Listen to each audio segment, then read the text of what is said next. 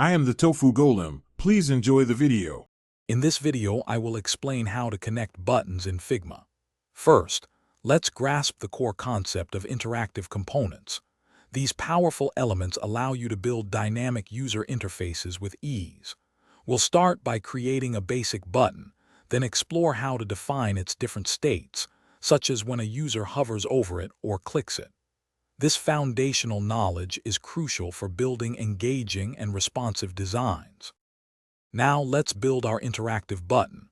Begin by grouping all button elements like text and shapes into one frame.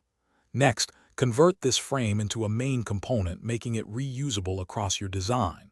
The magic happens when you add variants. For instance, create a default variant, a hover variant, and a pressed variant. This structured approach ensures consistency and simplifies future modifications. With your variants ready, it's time to prototype. Navigate to the Prototype tab in Figma. Select your default button variant and drag a connection line to the hover variant. Set the interaction to while hovering. Then, from the hover variant, drag another connection to the pressed variant, setting this interaction to on click. You can also specify animation types and durations, perhaps a quick 100 millisecond dissolve.